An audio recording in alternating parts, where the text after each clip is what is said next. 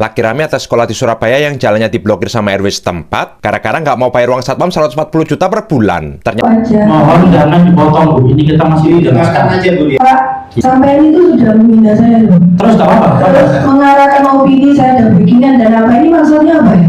Tahun 2030 Indonesia bubar. Tukang parkir yang ada di minimarket ini udah bener-bener meresahkan, tau nggak? Tilang yang ada di Indonesia itu menahan sijil sekolah untuk melamar pekerjaan di tempat lain, para sahabat. Apa benda nih? Assalamualaikum warahmatullahi wabarakatuh. Jumpa lagi para sahabat dan teman-teman dengan Mas Farhan. Gimana kabar-kabarnya? Semoga kalian semua sehat-sehat saja. Yang baru bergabung di videonya Mas Farhan, jangan lupa bantu sokongannya dengan like, comment, share, dan subscribe-nya. Terima kasih banyak-banyak yang sudah bantu sokong di channel ini. Semoga kalian semua dimurahkan rezekinya, dipanjangkan umurnya, dijauhkan dari malak bahaya oleh Allah Subhanahu wa Ta'ala. Amin, amin ya robbal alamin. Oke para sahabat dan teman-teman, di video kali ini Mas Farhan akan ngereaction sebuah video yang sudah di-tag di TikTok Mas Farhan. Ada warga daripada Indonesia yang bekerja di suatu perusahaan yang katanya sijil sekolah ataupun ijazah mereka untuk sekolah dari sekolah 1, sekolah menengah sampai universiti, melamar pekerjaan di suatu perusahaan. Katanya ketika resign itu sijilnya tidak diberikan. Kok bisa ya para sahabat? Bahkan ada suatu wali kota, pemerintah, wakil pemerintah di Surabaya. Di Surabaya itu tempatnya si Apek Sindo lah. Katanya kan Apek Sindo itu orang Surabaya, arek-arek Surabaya gitu kan, orang Surabaya. Tapi malah maki-maki dan juga dilaporkan ke polis para sahabat, dan sampai sekarang kasusnya tak selesai. Apalah benda ni? Apa ini salah pekerja ataupun apa salah perusahaan macam itu para sahabat? Dan para sahabat penasaran seperti apa videonya? Kita simak sama-sama. Apa-apa benda boleh komen dekat bawah asal jangan bergaduh. Ini dia videonya. Sebagai umat muslim ya Pak, kalau kita Jumatan, kita itu dipotong. Loh, Jumatan dipotong? Saya ngelembur dari hari Sabtu sampai ketemu Senin. Jam berapa? Nginap? Iya, sama orang 3 ini Pak, orang 2 ini. Kunci dari dalam. Dari luar. Berita saya menangis, saya tidak benar. Saya ini orang jujur, saya tidak kenal memberikan sesuatu. Ini jasanya belum keluar semua? Belum Pak. Kecuali Faiz. Tapi bayar Faiz. Karena kalian sudah melihat kondisi real, apa yang sudah saya lakukan, apa yang sudah viral seperti itu. Pengalaman kamu kerja di sana, ceritakan. Saya 3 bulan Pak di situ. 3 bulan. Ijazahnya juga belum masih ditahan di situ. Pernah saya minta juga sama seperti teman-teman yang lain, disuruh nebus 2 juta dulu. Mintanya ke siapa waktu itu? Waktu itu saya langsung WA sama Cik Diana. Cik Diana langsung, bosnya langsung Iya. Jawabannya? Jawabannya dia cuma bilang, Masnya kalau mau keluar silakan, enggak apa-apa. Cuma ya kamu harus ganti rugi 2 juta dulu. Saya 1 minggu itu kurang lebih dibayar cuma kurang lebih 400-an. Pernah kejadian supaya uang saya 1 minggu ini keluar, saya ngelembur dari hari Sabtu sampai ketemu Senin. Lembur dan itu pun tidak dibayar sama sekali, tidak dikasih apapun. Nginap Pak. Jam berapa? Nginap? Iya, sama orang 3 ini Pak, orang 2 ini. Kunci dari dalam. Dari luar. Saya kan juga minta untuk kunci supaya kita kalau misalnya cari makan kan biar gampang dan lebih mudah. Ternyata tidak dikasih dengan alasan takutnya kita mencuri barang yang di dalam dijual keluar. Ada CCTV di mana? Sabtu Minggu Senin kita tidur di situ. Jadi Senin itu saya langsung proses sudah selesai, langsung saya minta ke Mbak Putri, langsung dikasih. Dan itu pun juga WA langsung ke Bu Diana, soalnya waktu itu saya untuk beli susunya anak saya juga. Sampai segitu ya? Iya Pak. Iya Pak. Padahal awal kenal itu manis banget Pak. Saya ketemunya itu di Facebook. Ijazahmu juga belum diambil? Sama. Itu kan saya pamit karena saking nggak kuatnya ya, karena tekanan dan lain sebagainya. Tekanannya ya apa tekanannya? Sebagai umat muslim ya Pak, kalau kita Jumatan, kita itu dipotong. Loh, Jumatan dipotong? Iya. Kalau keluar Jumatan dipotong. Ya kalau keluar Jumatan maksudnya? 10.000. Dianggapnya itu gini Pak, jam istirahat berapa? 20 menit. Jam istirahat 20 menit? Jam istirahat 20 menit. Jadi kalau kita Jumatan otomatis kan lebih dari itu Pak. Iya jelas lah, setengah jam. Uang 10.000 itu dianggap mengganti waktu yang lebih dari jam yang ditentuin sama perusahaan gitu. Itu sampai sekarang sih saya kok bisa gitu kepikiran kayak gitu Pak. Sangar ngono. Wah, jam ibadah sholat Jumat dianggap dipotong. Saya kerja di sana hampir mau 6 bulan.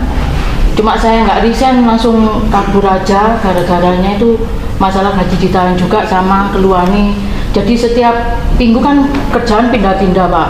Kita mau menyelesaikan yang satu, ada aja alasannya dari orang lama yang kurang ini, nanti ditambahi lagi. Terus kalau kita nggak ketemu barangnya, nggak boleh cair, harus sampai ketemu. Padahal kita tidak tahu menahu masalah stok itu, kan itu stok amburadul gak karuan. Saya ini jasamu juga ditahan? Iya, saya nggak ambil memang. Kalau mau ambil kan nebus uang 2 juta. Ayo duit kok nanti nebus? Lah iya, daripada itu lah mending buat jualan. Kayak susu kok, susu anak. Iya Pak. Terus gaji ditahan juga. Saya pernah hampir 1 bulan lebih. Terus ya opo, ya akhirnya ngemis itu, akhirnya yang saya cuma 3 bulan. Pernah suruh lembur pernah ya? Kayak Ini nginep 3 hari itu. 3 hari? Iya. Mulai lembur jam piro waktu itu? Ya pulang kerja Sabtu itu langsung terus. Kita kerja sampai malam Pak. Oh malam juga? Iya, jam 12. Jam 12 malam? Menyelesaikan target yang 320 yang diceritain masih. Timbangan sama stiker itu. Itu pada Senin masuk katanya saya orang 2 ini masih ditahan, nunggu seminggu lagi baru cair. Yang kayak stok-stok itu kan kita ada, kalau orang sudah 2 bulan 3 bulan kan kita nyari selisih stok. Padahal kita nggak tahu selisihnya itu yang dari lama-lama. Tapi kita ditugasin setiap minggu itu cari 4 item barang yang selisih. Kalau kita ingin gajinya cair, kita harus tanda tangan. Kalau ingin gajinya cair, barang itu memang selisih. Tapi suatu saat kalau barang itu diketemukan, namanya selisih barang itu nilainya total 10 juta, kita ganti 10 juta. Kalau ada yang menemukan barang itu. Loh, gendeng. Ada nggak keluar terus ambil barang atau gelapan barang atau gelapan uang gitu? Ada nggak? Nggak ada semua ya? Nggak ada. Tertekan semua. Tertekan semua ya? Ditahan gajinya Pak. Malah ditahan. Malah ditahan, nggak dibayar pasti. Jadi biar clear semua, artinya kita menerima aspirasi saudara-saudara sekalian ini bahwa permasalahan yang diungkapkan tadi benar adanya, tidak merekayasa, tidak membuat-buatan, begitu ya? Mudah-mudahan dengan kejadian ini hatinya Diana terketuk untuk mengembalikan ijazah kalian semua secara gratis. Dan ini diatur di undang-undang, tidak boleh menahan ijazah ini. Nanti akan dilanjuti oleh teman-teman dari DPRD Kota Surabaya juga masalah ini. Dan kalian ya kalau diundang harus siap datang ya nanti ya. Harus siap datang ya. Karena kesaksian saudara-saudara memberikan suatu pernyataan ini adalah pernyataan yang benar, tidak dibikin-bikin. Menceritakan apa kejadian yang ada di sana. Mohon jangan dipotong Bu, ini kita masih dijelaskan aja Bu. Pak, sampai itu sudah menghina saya loh. Terus tak apa-apa. Terus mengarahkan opini saya ada bikinan dan apa ini maksudnya apa ya? Tidak apa-apa. Saya ingin Maksudnya apa Pak? Jadi sebelum Pak Wali melakukan, tim kami sudah melakukan sebenarnya. Pada tanggal 10 Maret 2025, tim pengawas ketenagakerjaan bersama dengan Kepala Seksi Bina Penegakan Hukum, tapi toh di perusahaan pun juga tidak diterima sampai anggota kami itu teriak-teriak ngomong bahwa ini pelanggaran tidak sesuai dengan ketentuan dan sebagainya. Ketika mau pulang sempat dipanggil, sempat ngomong-ngomongan dengan telepon dari antar balik pagar. Ini luar biasa memang warga negara kita ini. Jadi orang dengan mobil dinas, dengan seragam dinas lengkap itu malah diduga nanti kalau bapak masuk bisa mencuri. Nah ini kan bahasa-bahasa katakanlah saya sendiri masuk sih sampai orangnya seperti itu. Nah ini yang saya baru menyadari hari ini, ternyata dia. sebenarnya siapa Bu Diana? Apakah dia owner asli? Apakah dia hanya seorang yang menjalankan usaha? Iya, saya owner. Jadi yang saya perlu garis bawahi, saya hadir di sini untuk klarifikasi penahanan ijazah saja. Di luar itu bukan urusan dari perwakilan yang saya wakili. Ya. Tidak bisa seseorang dengan bawa bukti yang bisa di-print di warnet manapun ya menyerang suatu perusahaan. Undang-undang itu jelas. Undang-undang berapa itu Bu? Saya nggak hafal undang-undangnya, tetapi yang jelas setiap karyawan yang memang merasa karyawan itu biasanya harus ada, apalagi merasa ditahan ijazahnya ya, harusnya kan ada surat kontrak kerja. Kerja itu kan kesepakatan kedua belah pihak ya. Kalau memang nggak ada itu semua, berarti kan indikasinya itu apa ya, mohon dipikirkan lagi. Itu aja yang bisa saya sampaikan ya. Bu Diana mungkin bisa tahu apakah Bu Diana ini katanya ada 31 ijazah yang karyawannya sudah berhenti, resign, masih ada di perusahaan Bu Diana, belum dikembali. Saya tidak merasa menahan. Ya, menitipkan misalnya, itu tidak dikembalikan. Saya tidak merasa. Jadi sekarang ijazah karyawan itu posisinya ada di mana ya? Saya kurang tahu ya. Kedua. Karena begini ya. Sebentar, biar. Karyawan itu kan masuk, ya, terus masuk 2 hari lagi keluar. Kita mana tahu? Itu mengakui ini sebagai Atau masuk 1 bulan kemudian keluar. Kita nggak ada waktu untuk ngurusin hal seperti itu. Tadi Ibu Diana kan menyampaikan bahwa tidak ada kontrak berarti pegawai tetap bukan. Sedangkan di Undang-Undang Nomor 13 tahun 2003, kalau tidak ada kontrak itu artinya itu menjadi pegawai tetap. Dan sesimpel pegawai itu salaman saja sudah menjadi pegawai. Dan misalnya nggak ada kontrak malah jadi pegawai tetap. Kalau pegawai tetap, hak-haknya itu harus dipenuhi semua. Seperti itu. Pak, jangan menggiring opini. Saya bukan menggiring opini. Ya, Bapak jawab aja. Mohon jangan dipotong, Bu. Ini kita masih dengarkan aja Bu Diana. Ini kan masukan dari Dewan dan hal yang perlu disampaikan. Ibu Diana di sini nggak cuma klarifikasi tentang ijazah, memang untungnya itu. Tapi kita di sini tuh adalah untuk mengetahui. Ini juga buat solusi buat Ibu Diana. Jadi harap untuk Bu Diana untuk membuka hati, mendengarkan saran-saran dari kita, dari kawan-kawan di Snaker juga, agar bisa ini tuh selesai. Ini permasalahannya ijazahnya ditahan, Bu. Ini juga melanggar yang namanya aturan Perda Provinsi tahun 2006, yaitu tidak boleh menahan ijazah.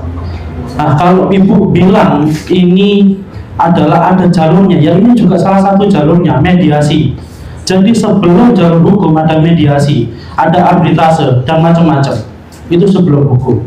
Jadi Ibu jangan seenaknya sendiri. Seperti Ibu ini kayaknya kayak ada backingan gitu sama Anda, kok sangat yakin sekali.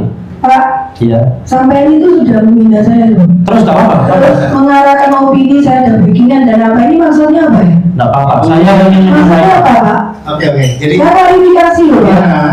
Tolong saya dihormati, jangan dikata-katain. Ibu Diana juga menghormati. Saya bisa keluar di ruangan ini, Pak. Kalau saya merasa sampai sudah menyerang saya. Ibu silakan dulu. Ini semuanya media melihat loh. Ibu keluar kelihatan apa dia? Sudah. Ya, walaupun itu hanya ijazah siapa ya? Iya. Tapi itu soal kerja dari saya. Kami kesulitan ekonomi juga. Sebenarnya saya harusnya putus sekolah. Iya. Tapi perjuangan ibu saya luar biasa. Saya meminta tolong kepada Komnas HAM untuk membantu penyelesaian ini.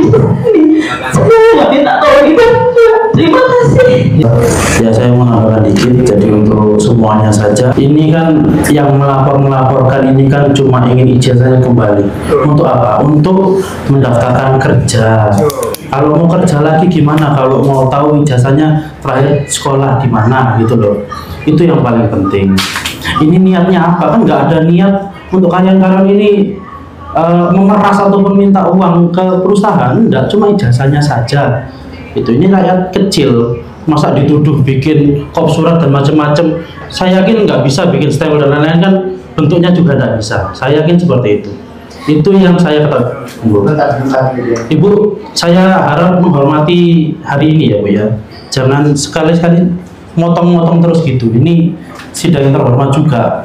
lagi rame atas sekolah di Surabaya yang jalannya diblokir sama RW setempat gara-gara nggak mau bayar uang satpam 140 juta per bulan. Ternyata itu sekolahku dulu, Dul. Lu kok bisa? Jadi baru-baru ini lagi rame ada RW yang teriak-teriak di depan Wakil Wali Kota Surabaya gara-gara ngotot menaikkan iuran satpam yang harus dibayarkan pihak sekolah sampai 140 juta per bulan atau 35 juta buat 4 RW. Padahal warga dari 4 RW tersebut juga masih harus membayar dana keamanan ya. Dari RW 04, RW 05, sama RW 07, sama Petra. 4 ini semua memasukkan uang, Pak, untuk membiayai satpam di sini, Pak. Yang bikin gak respect ketika pihak sekolah mulai mempertanyakan soal laporan pertanggungjawaban dari RW yang katanya banyak kejanggalan. Bapak RW yang berjenggot langsung nadanya meninggi dan teriak-teriak marah-marah. Lah, tapi di mana? Kamu ke sekolah berarti? Kamu yang gila. Ada, kita udah ada. Oh, kamu nggak ada di sini, saya sudah di sini. Ini kalau kita tahu memang ini perumahan Petra.